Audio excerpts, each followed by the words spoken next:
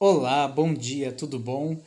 O vídeo de hoje vai ser sobre uma das propostas de redação deste mês, que é o editorial. O que é um editorial? Primeiro, ele é um dos tipos mais emblemáticos de texto jornalístico. Sim, o editorial faz parte do universo de textos que podem aparecer em um jornal. E a palavra editorial vem de onde? Vem de editor. Quem é o editor dentro da organização de um veículo de imprensa? Ele é aquela pessoa mais experiente que ele decide duas coisas: quais os assuntos que serão pautados dentro de um jornal e como eles vão ser retratados.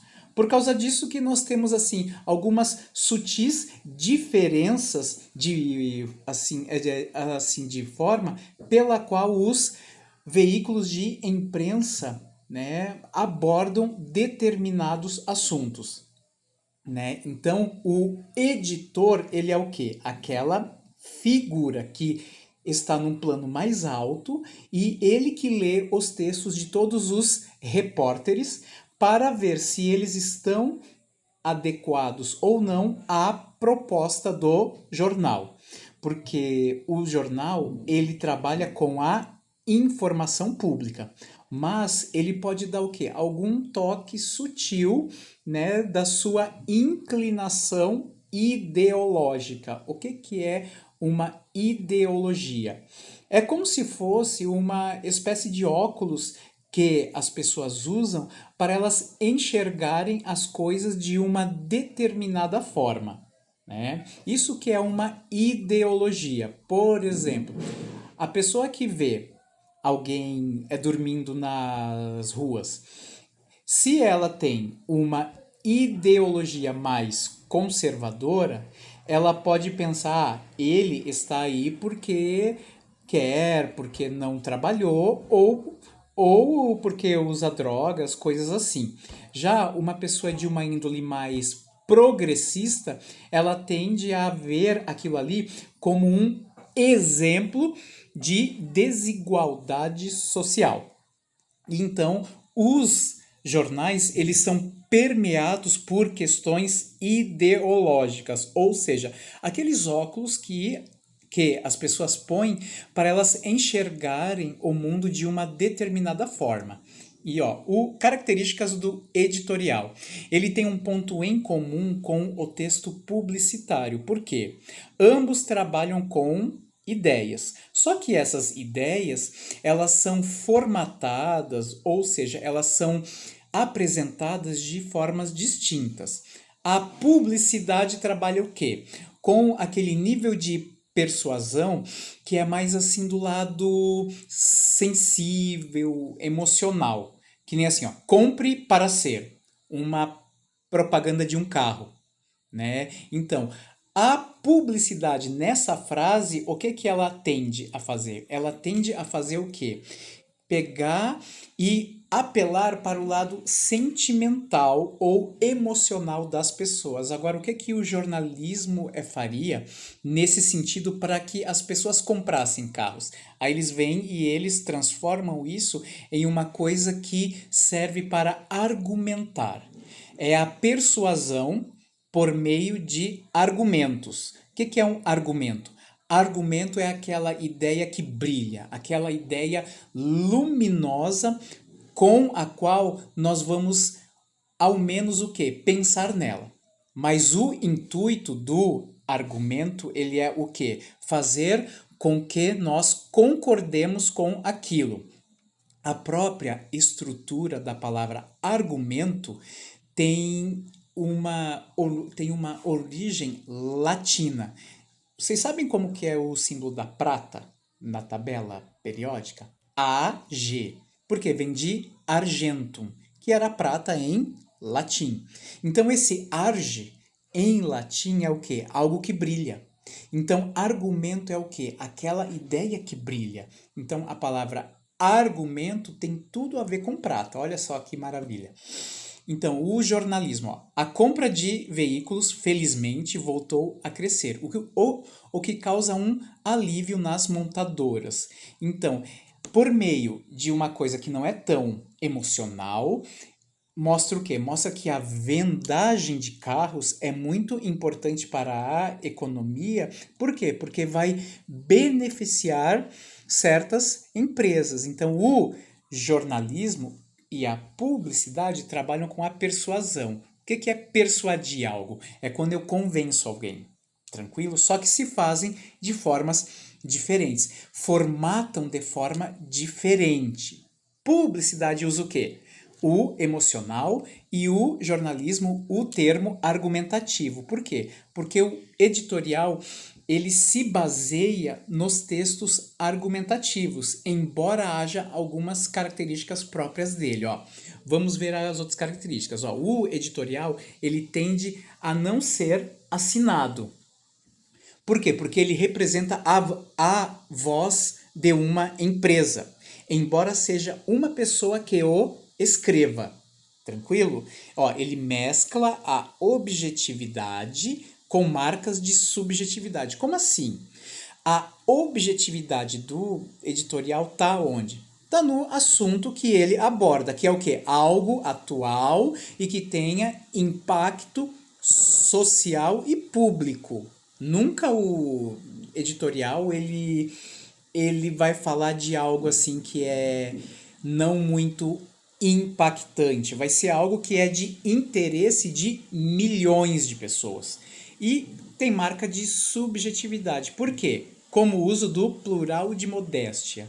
O que é plural de modéstia, gente? Porque quando nós vamos escrever um texto, muitas vezes assim, se eu falar eu penso, eu sinto, o texto não fica com apelo público tão forte. Por quê? Porque quando eu uso a primeira pessoa do singular, o eu tendo a colocar esse texto como algo muito agarrado a uma única pessoa. Agora, se eu escrever aqui, ó, sentimos a falta de maior liberdade na educação. Ó, sentimos, é o eu que se põe ali, mas ele se põe com mais milhões de pessoas. Então, isso que é o chamado plural de modéstia, que é quando eu me coloco com mais um grupo imenso de pessoas, para que aquilo que eu estou pensando tenha o que? Maior impacto para outras pessoas lerem. Ou seja, outras pessoas podem se identificar nesse nós, entendeu? Base tipológica, argumentação. O editorial ele vai se basear em quê? Em fatos do dia a dia, mas embasados, ou seja, reforçados por algum tipo de conceito mais, digamos, formal, mais, digamos, pesquisado por algum grupo de pessoas ou por alguma instituição. Uso comum da voz passiva. O que é a voz passiva? Vocês sabem. É aquela em que o sujeito é o quê? Ele é vítima de uma ação verbal. Ó. O consumo pode ser impactado por elementos do exterior do país. Isso é voz passiva. Por quê? Porque o sujeito é o consumo e ele é vítima dessa ação verbal de ser impactado. Né? Então, no editorial, ao contrário da maioria dos textos jornalísticos, eles podem ter um uso bastante extensivo da voz passiva. Predominância do presente do indicativo. Por quê? Traz uma proximidade do fato com seu público leitor. E modalizador. O que é modalizador? Eu tenho uma ação verbal e eu posso colocar nela alguma característica a mais que eu queira. Característica de certeza, possibilidade, hipótese, obrigação.